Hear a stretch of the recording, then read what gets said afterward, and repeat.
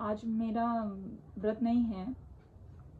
कल कल था पहला और आखिरी वाला रहती हूँ हमेशा से मैं। मम्मी पापा ने 9 दिन का रहने के लिए मना कर दिया,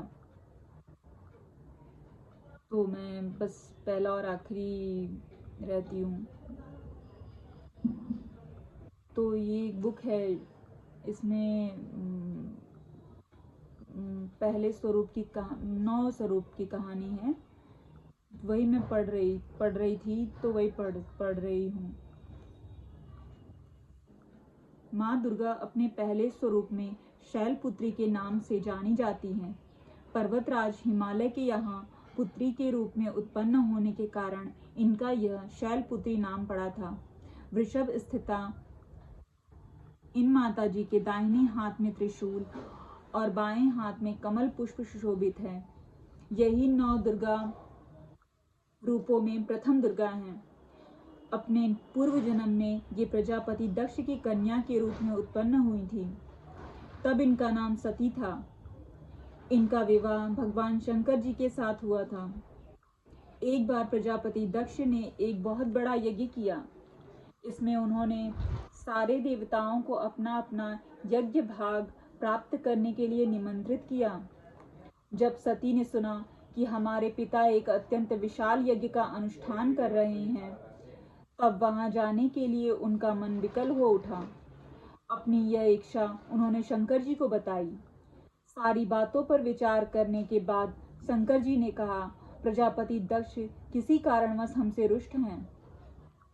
अपने यज्ञ में उन्होंने सारे देवताओं को निमंत्रित किया है, उनके यज्ञ भाग भी उन्हें समर्पित किए हैं, किंतु हमें जानबूझकर नहीं बुलाया है, कोई सूचना तक नहीं भेजी है।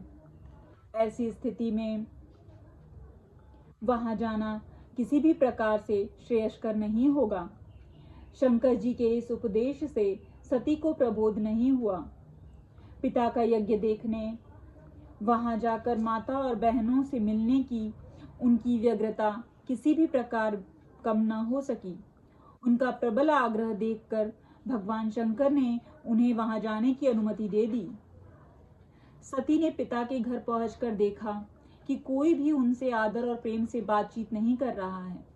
सारे लोग मुंह फेरे हुए हैं। केवल उनकी माता ने स्नेह से उन्हें गले लगाया।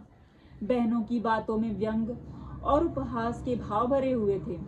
परिजनों के इस व्यवहार से उनके मन को बहुत क्लेश पहुंचा।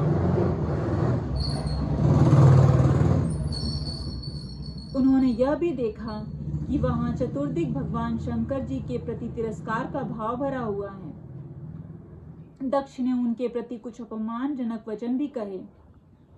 यह सब देखकर सती का हृदय क्षोभ, ग्लानि और क्रोध से संतप्त हो उठा। उन्होंने सोचा, भगवान शंकर जी की बात न मानकर यहाँ आकर मैंने बहुत बड़ी गलती की है। वह अपने पति भगवान शंकर के इस अपमान को न सह सकी। उन्होंने अपने उस रूप को तत्क्षण वहीं योगाग्नि द्वारा जलाकर भस्म कर दिया।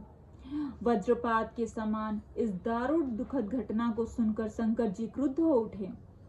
उन्होंने अपने गणों को भेजकर दक्ष के उस यज्ञ का पूर्णतः विध्वंस करा दिया। सती ने योगाग्नि द्वारा अपने शरीर को भस्म कर अगले जन्म में शैलपुत्री के नाम से विख्यात हुई। पार्वती, हेमवती भी उन्हीं के नाम हैं। उपनिषद की एक कथा के अनुसार उन्होंने ही हेमवती स्वरूप से देवताओं का गर्व भंजन किया था। शैलपुत्री देवी का विवाह भी शंकर जी से हुआ था। पूर्व जन्म की भांति इस जन्म में भी वह शिव जी की अर्धांगिनी बनी। 9 दुर्गा रूपों में प्रथम शैलपुत्री का महत्व और शक्तियां अनंत हैं। नवरात्र पूजन में प्रथम दिवस इन्हीं की पूजा और उपासना की जाती है। इस प्रथम दिवस की उपासना में योगी अपने मन को मूलाधार चक्र में स्थित करते हैं। यहीं से उनकी योग साधना का प्रारंभ होता है।